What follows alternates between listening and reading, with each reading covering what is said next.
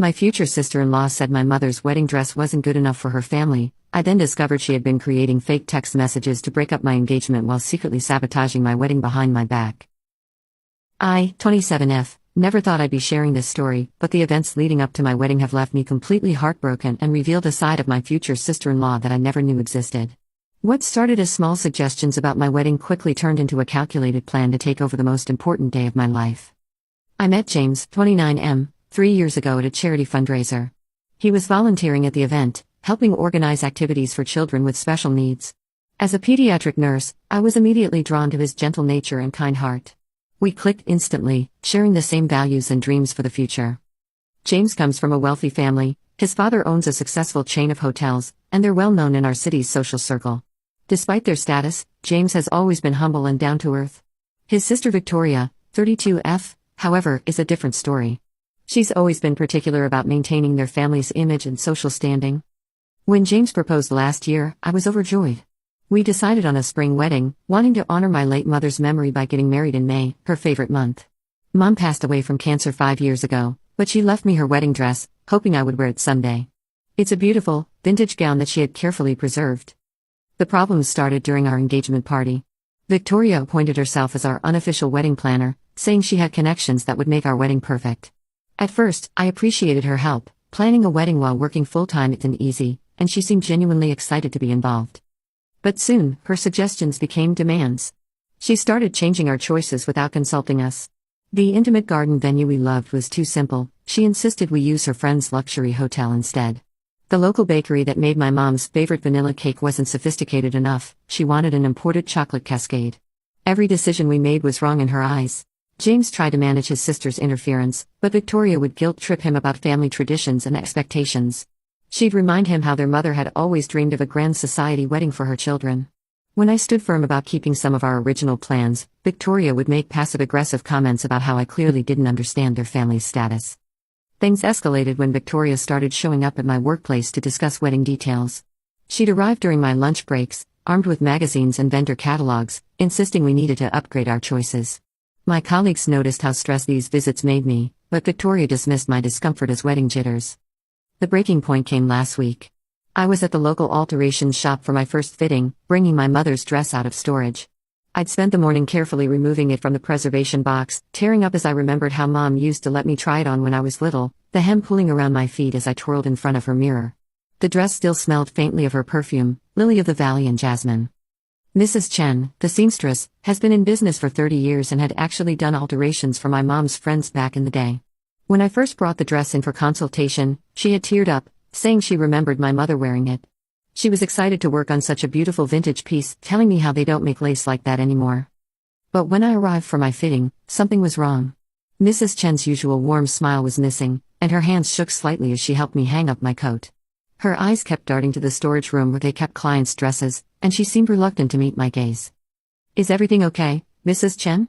I asked, noticing how she flinched when I mentioned the dress. "Did something happen?" She wrung her hands, looking torn. I need to tell you something, but I don't want to cause trouble."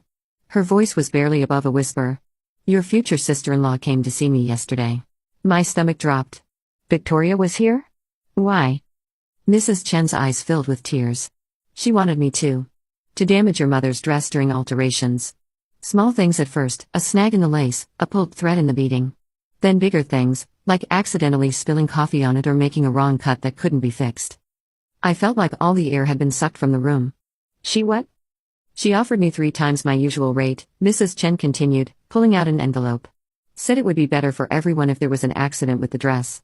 She called it embarrassingly outdated and said she had already ordered you a proper designer gown, something more appropriate for your new family status."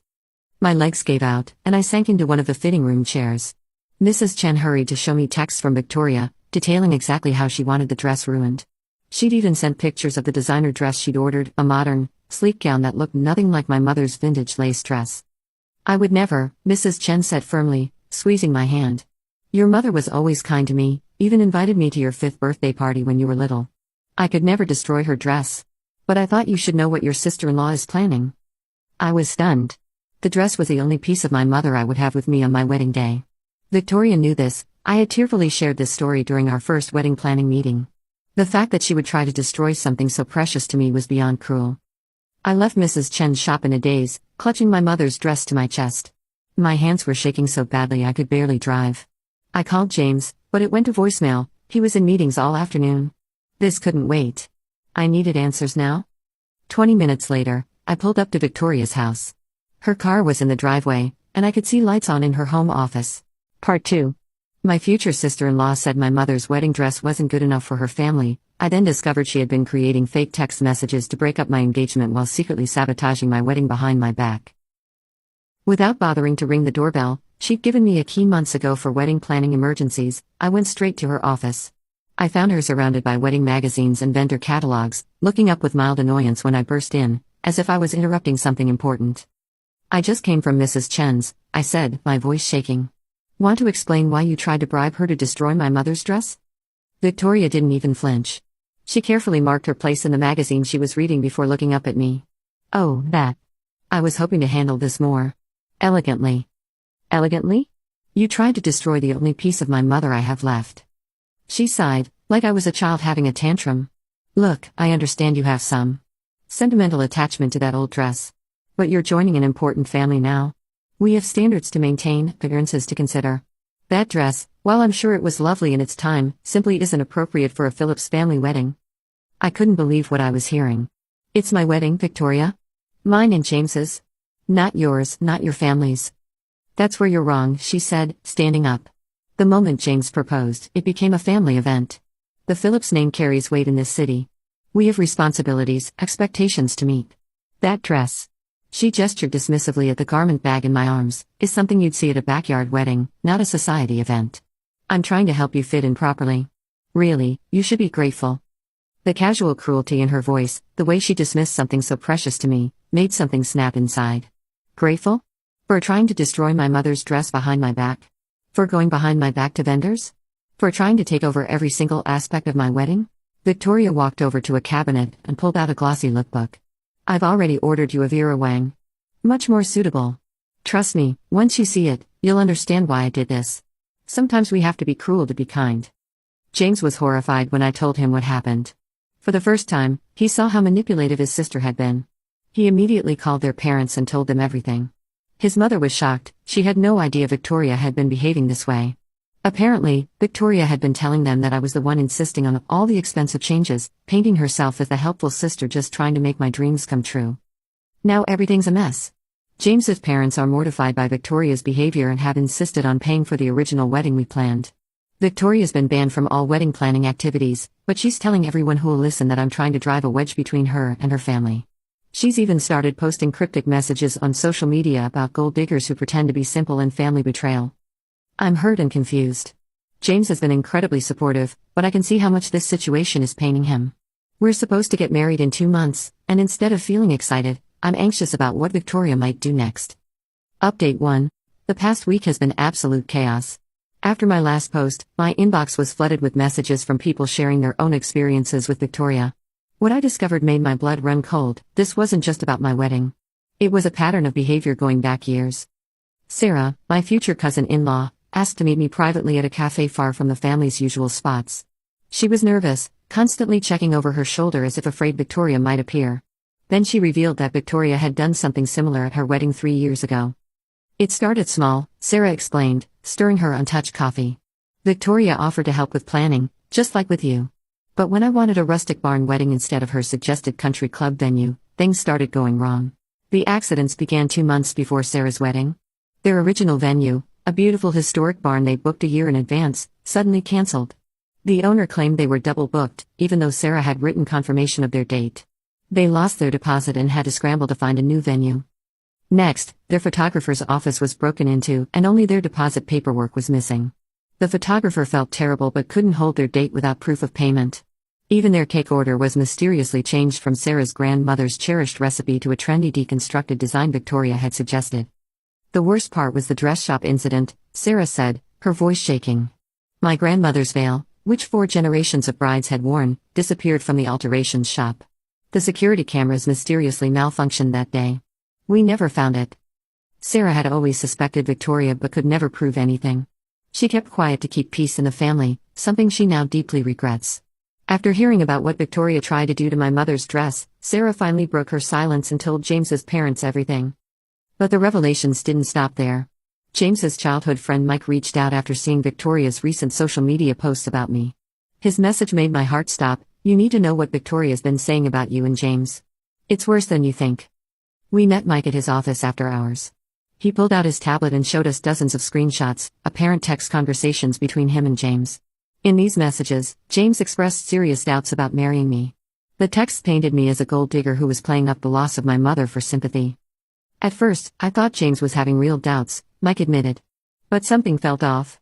James has never used emojis in his life, but these texts were full of them. Plus, he kept using phrases like totally desperate and what a mess. That's not how James talks. Mike, who works in cybersecurity, did some digging. He discovered Victoria had been using a sophisticated text spoofing app to create fake conversations. Part 3. My future sister-in-law said my mother's wedding dress wasn't good enough for her family. I then discovered she had been creating fake text messages to break up my engagement while secretly sabotaging my wedding behind my back. She'd been spreading these screenshots strategically among their social circle, carefully choosing people she knew would gossip but wouldn't think to verify with James directly. The fake texts were brilliantly crafted to sow doubt without seeming obvious. In one conversation, James reminisced about his college girlfriend, suggesting he was settling for me. Another implied I was faking depression about my mom's death to manipulate him. Victoria had even created group chat screenshots where James complained about my low-class background and how I was embarrassing him at family events. When Mike finished his presentation, James was shaking with rage. I'd never seen him so angry. "She's not just trying to ruin our wedding," he said, his voice tight with fury. "She's trying to destroy our relationship and my reputation at the same time." Mike wasn't finished. He discovered that Victoria had created multiple group chats, each tailored to a different audience. For James's business associates, she portrayed him as emotionally unstable, claiming he was making rash decisions because of my manipulative influence. To our friends, she painted me as a social climber using my mother's death to trap James. She even had a separate chat with local society mothers, where she shared doctored photos of me supposedly acting inappropriately at family events. But the most damaging discovery wasn't about our wedding at all. Mike had found a separate chat group that included several potential business partners of the family company. In these conversations, Victoria shared carefully selected screenshots to paint James as emotionally unstable and professionally unreliable. She suggested that his relationship with me was affecting his judgment in business matters, all while positioning herself as the concerned sister trying to protect both James and the family company. We took everything to James's parents that evening. His mother collapsed into tears seeing the evidence of her daughter's manipulation. But his father's reaction was terrifying in its quietness. A man who built his empire on careful relationship building, watching his daughter systematically destroy not just his son's wedding, but potentially his entire future, it was like watching a storm gather. "This goes beyond simple sabotage," he said finally, his voice heavy. "She's attacked your personal life, your professional reputation, and the trust we've built with our business partners. All while claiming to protect the very things she was destroying." Update 2. Just when we thought things couldn't get worse, we discovered Victoria's ultimate plan. Yesterday, our wedding coordinator Katie called me in a panic. She'd received an email from someone claiming to be me, trying to change several key wedding details. The email came from an address similar to mine, but with a slight misspelling. The changes were extensive: different flowers, new table arrangements, another venue, and most importantly, a new dress delivery schedule. Victoria had created a fake email address in my name and had been contacting our vendors for weeks. She'd even ordered a designer dress in my size, planning to have it delivered to the venue on our wedding day. Katie showed us all the correspondence. Victoria's plan was to create so much confusion on the wedding day that I would have no choice but to use her chosen dress. She'd even hired people to accidentally spill red wine on my mother's dress during the pre-wedding photos. The detail that broke my heart most was finding out she'd scheduled workers to pack up and remove all the photos of my mom that we'd planned to display at the reception. Her email claimed that displaying photos of deceased relatives would bring down the mood of the celebration. James finally confronted Victoria directly. She broke down and revealed she'd been acting this way because she was jealous. She'd recently gone through a difficult divorce that the family had kept private. Watching her younger brother find genuine love while her own marriage failed had made her bitter. She admitted to sabotaging Sarah's wedding too, and several other family events over the years. She said she couldn't stand seeing others happy when her own life wasn't perfect. When James asked about the fake texts and business interference, she claimed she was trying to protect him from making her mistakes. James's parents have taken serious action this time. They've cut off Victoria's access to the family accounts and removed her from her position in the family business. They're requiring her to attend therapy if she wants to maintain any relationship with the family. Update 3. Our wedding was yesterday, and despite everything that happened with Victoria, it was perfect. We went back to our original plans, the garden venue, my mother's dress, safely altered by Mrs. Chen, and the simple, elegant celebration we had always wanted. Victoria didn't attend. Instead, she checked herself into a wellness retreat after finally admitting she needs help. James's parents found out she'd been struggling with anxiety and control issues since her divorce, but instead of seeking help, she channeled everything into trying to control others' lives. The most touching moment came during the ceremony. James's mother gave a beautiful speech about family, healing, and new beginnings. She presented me with a locket containing a photo of my mom, saying that while Victoria's actions were inexcusable, the whole experience had helped them realize what really matters in life. Sarah and Mike were there, both expressing relief that Victoria's behavior had finally been exposed. Sarah's planning her vow renewal ceremony now, doing everything the way she originally wanted. James's parents are helping her recreate the wedding she should have had 3 years ago. Looking back, I realize how close Victoria came to ruining not just our wedding, but potentially our relationship and James's career. Her need for control and perfection almost destroyed multiple lives. But in the end, the truth came out, and our bond as a family is stronger for having weathered this storm. To everyone who supported me through these posts, thank you. Your comments helped me stand firm in protecting what was truly important. Sometimes the perfect wedding isn't about designer dresses or luxury venues, it's about being surrounded by people who genuinely love and support you.